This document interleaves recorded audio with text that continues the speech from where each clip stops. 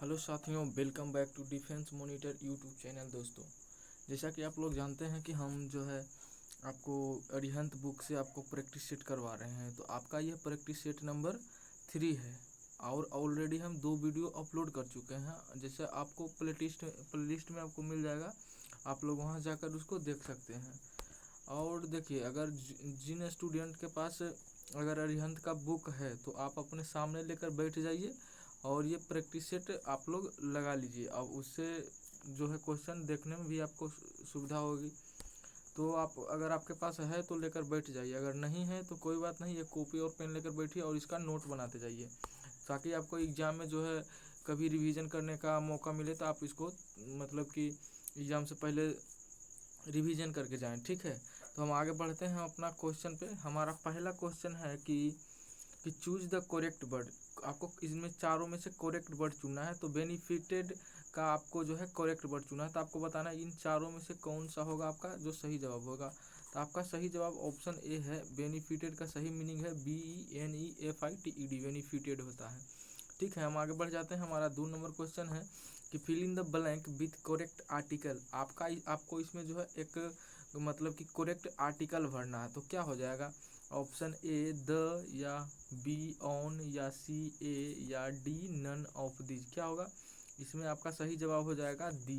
क्योंकि देखिए, जब भी हम कहीं कंपेरिजन करते हैं, किसी से कंपेरिजन करते हैं, जैसे देखिए इससे कंपेरिजन कर रहा है कि Kashmir is the Switzerland of India, मतलब कि कश्मीर जो है भारत का स्विट्जरलैंड है। तो आप कश्मीर का तुलना कर रहे हैं इंडिया से, तो यहाँ कर रहे हैं कश्मीर का तुलना इंडिया से, कश्मीर का तुलना कर रहे हैं स्विट्जरलैंड से।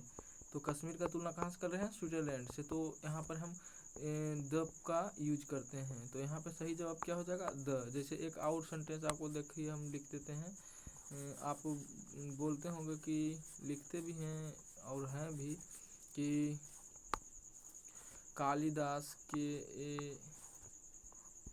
Kalidas is the Shakespeare of India, ऐसे करके आप लोग लिखते भी हैं, Kalidas is the Shakespeare of India. तो वहाँ पर भी हम आपको देखिए कंपैरिजन हो रहा है ना, कालिदास का हम कंपैरिजन कर रहे हैं शेक्सपियर से।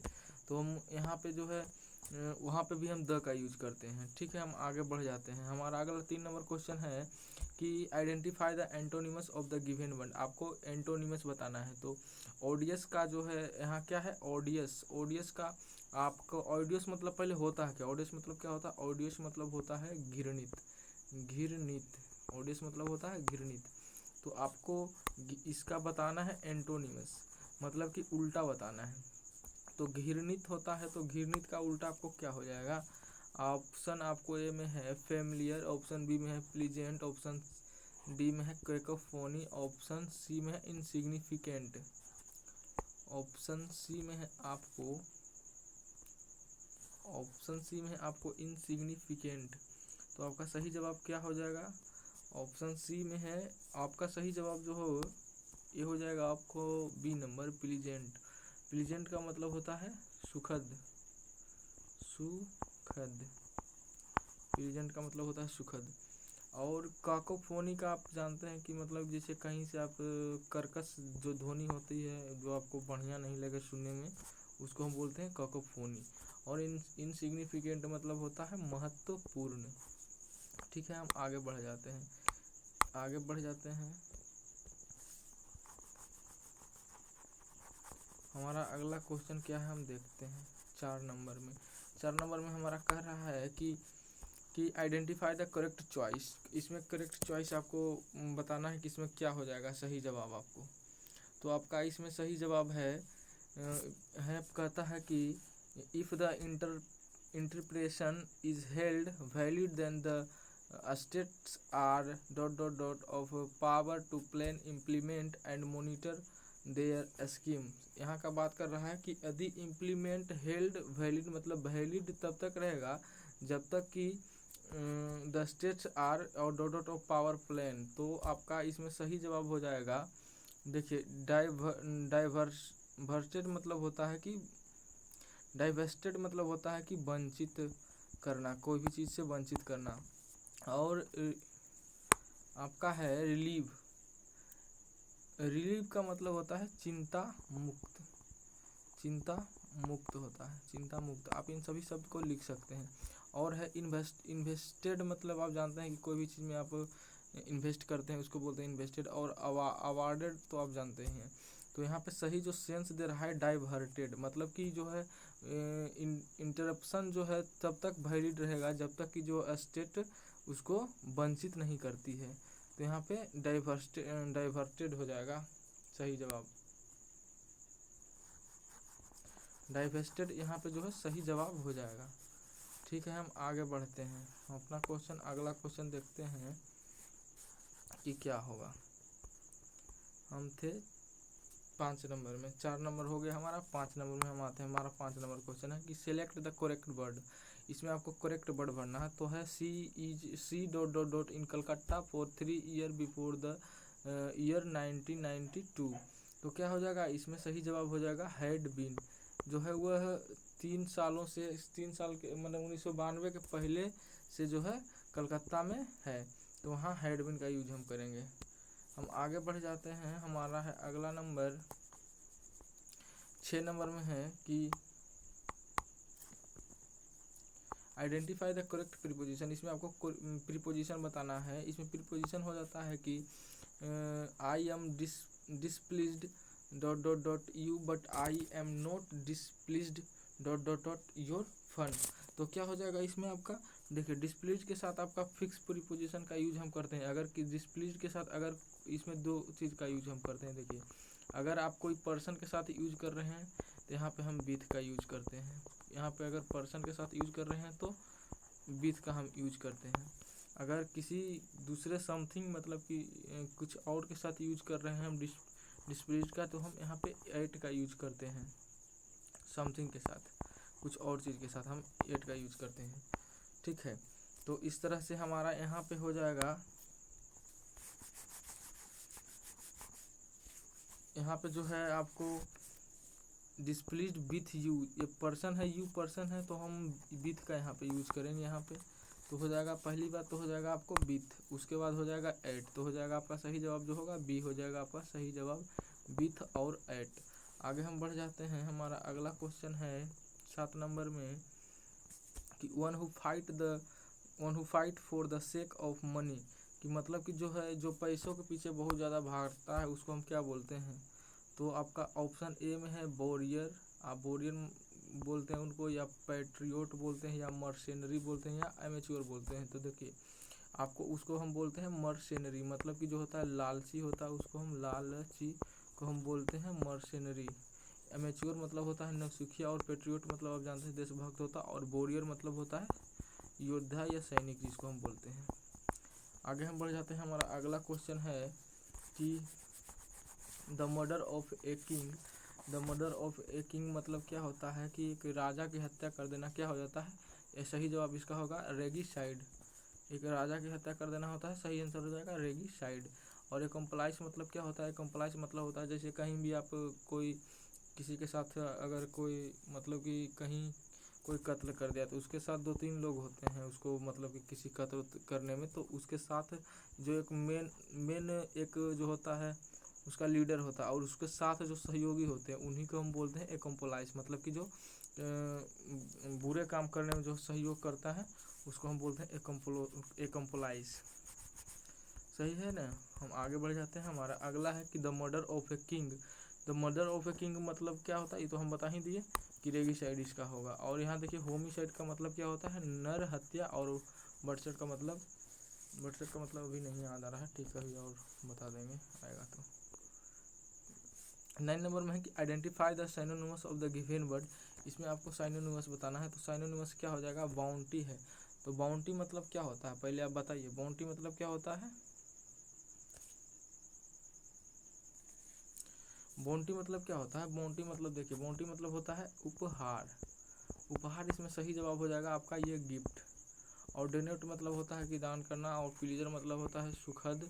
और रिवार्ड मतलब भी होता है गिफ्ट, उपहार ही होता है, लेकिन यहाँ पे जो सबसे मोस्ट प्रोबेबल होगा आपका गिफ्ट होगा।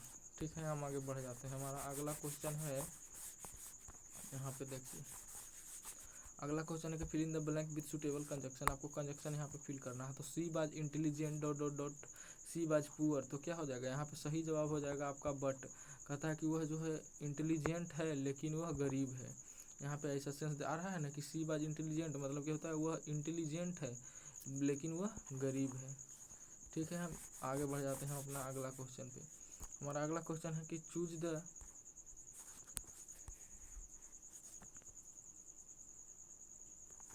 हमारा क्वेश्चन है आइडेंटिफाई द करेक्ट पार्ट। इसमें करेक्ट पार्ट को बताना है कि आपका करेक्ट पार्ट क्या हो जाएगा। करेक्ट पार्ट आपको बताना है कि करेक्ट पार्ट क्या हो जाएगा। करेक्ट पार्ट अब इसमें क्या है देखिए, सत्यजीत रे वाज कॉन्विक्टेड, को ऑथरेड एंड डायरेक्टेड और number of good films, was one of the Indians most talented film makers. देखिए इसमें आपको बताना है कि इसमें गलती कहाँ पे है, गलती है तो है कहाँ पे आपका। देखिए सारी जगह पे बिल्कुल सही है, लेकिन यहाँ पे देखिए वन ऑफ है, one of India's most talented film maker. तो देखिए यहाँ पे एक रूल होता है कि वन ऑफ, नन ऑफ, और होता है neither of, NEITHER, neither of, और है आइदर ऑफ।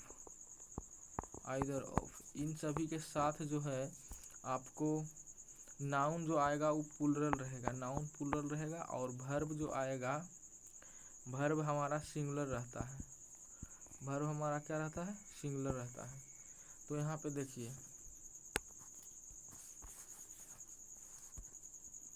वर्ब यहाँ पे सिंगुलर है। यहाँ पे देखिए यहाँ पर फिल्म्स मेकर होना चाहिए, फिल्म्स मेकर होना चाहिए। यहाँ पे वर्ब जो आपका जो है प्लूरल नहीं है, ये मतलब कि जो है नाउन आपका प्लूरल नहीं है, फिल्म्स मेकर होना चाहिए। तो हम आगे बढ़ जाते हैं कि शायद आप समझ गए होंगे। हम आगे बढ़ते हैं। हमारा अगला क्वेश्चन है कि आइडेंटिफाई द इनडायरेक्ट स्पीच। आपको इनडायरेक्ट स्पीच को बताना है।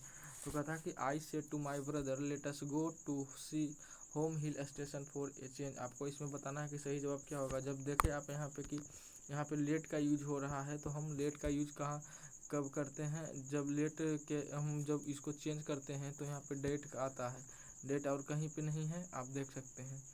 और उसके बाद देखिए शुड का यूज हम इसी में करते हैं, जब लेट को हम बिल्कुल हटा देते हैं और उसके जगह पे डेट लगाते हैं, और उसके बाद शुड प्लस V1 का हम यूज करते हैं। यहाँ पे आपका सही जवाब हो जाएगा ऑप्शन डी नंबर में जो है सही जवाब हो जाएगा।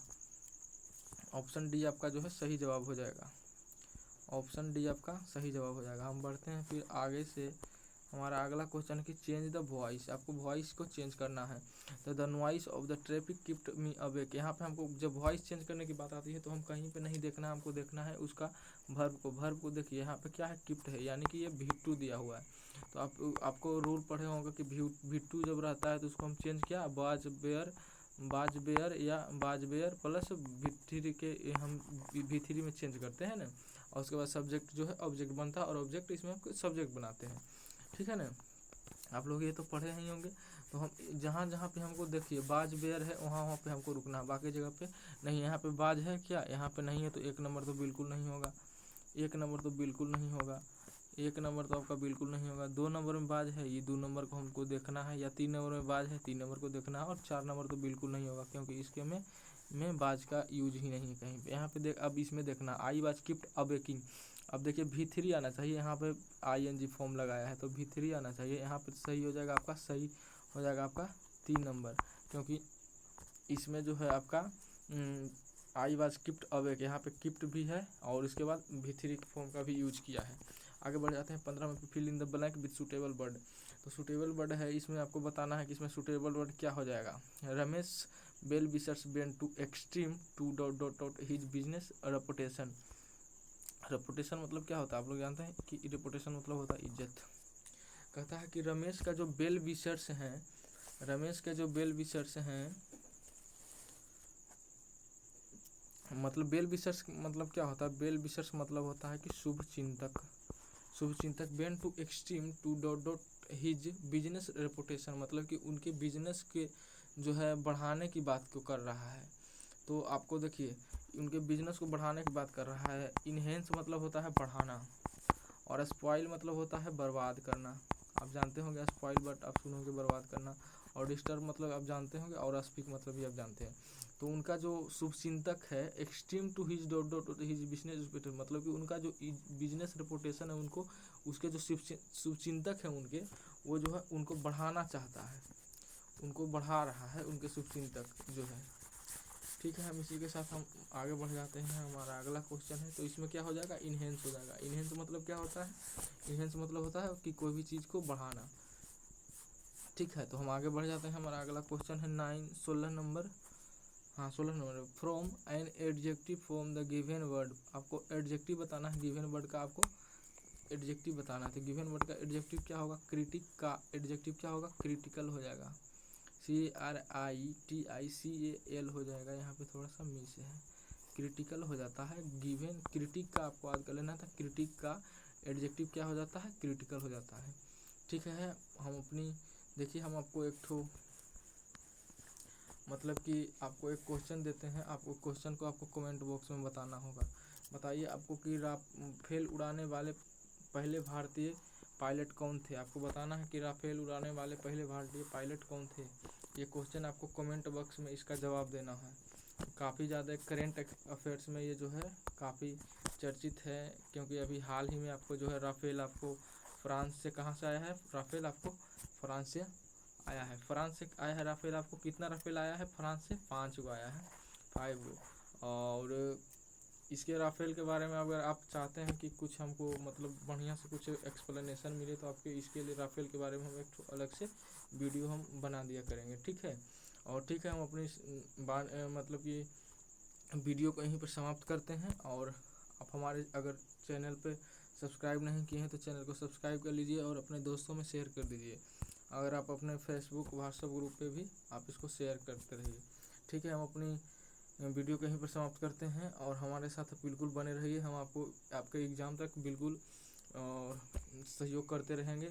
और ये जैसे ही ये सेट ख़त्म होता है, आपको पर डे एक सेट हम करवा रहे हैं। अगर ऐसे ही जैसे ही ये सेट ख़त्म होगा, हम अगला सेट जैसे कि राम सिंह यादव का एक बुक आता है, हम उसको सोच रहे हैं कि हम उसका भी आपको सेट करवा देंगे। ठीक है, इसी के साथ ठीक है हम अपना वीडियो को यहीं पर समाप्त करते हैं। जय हिंद, जय भारत।